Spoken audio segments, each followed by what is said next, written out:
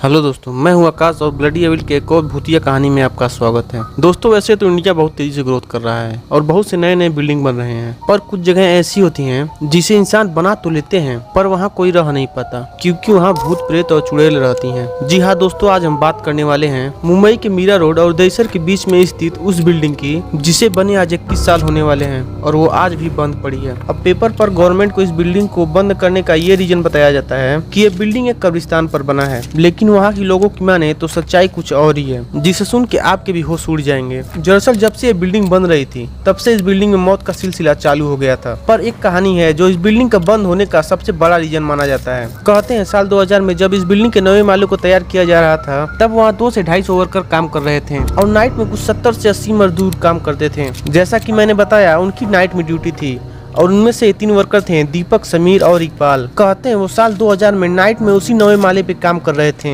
तभी अचानक 8वें माले से धड़ाम की आवाज करते हुए कुछ नीचे गिरता है और 8वें माले पे उस टाइम समीर काम कर रहा था। तभी दीपक और इकबाल दौड़ के नीचे जाते हैं तो देखते हैं समीर वहाँ बैठा होता है और वो बिल्कुल ठीक होता है। फिर सारे वापस काम पे लग जाते हैं और सुपर ड्यूटी खत्म करके दीपक और इकबाल घर जाने के लिए निकलते हैं। और जब दीपक और इकबाल समीर से घर चलने के लिए बोलते हैं तो समीर उन्हें अजीब सी नजरों से देखता हुआ बोलता है, तुम लोग घर जाओ, मैं आ जाऊंगा। दीपक और इकबाल कुछ समझ नहीं पाते और वो चले जाते हैं। पर अगले दिन दीपक और इकबाल ने अपने साथ एक और लड़का लाया था जिसका नाम वैभव था और वो भी इन दोनों के साथ काम करने लगा। पर वो कभी कभी बहुत ही अजीब सी नजरों से दीपक और इकबाल को देखता। तो कुछ टाइम बाद दीपक और इकबाल को रहा नहीं गया और उन्होंने वैभव से पूछ ही लिया, तुम हमें ऐसे अजीब सी नजरों से कभी कभी क्यों देख रहे हो, जैसे कि हम पागल हों। फिर वैभव ने बोला, आप दोनों सुबह से दीवार से क्यों बातें कर रहे हो जबकि वहाँ तो कोई रहता भी नहीं है। तो इकबाल ने बोला, तू पागल है क्या, हम समीर से बात करते हैं, यही तो है वो। तो इस बात पे वैभव ने जो बोला उसके बाद दीपक और इकबाल के पसीने छूटने लगते हैं और वो मानो जैसे वहीं जम जाते हैं। वैभव ने बोला,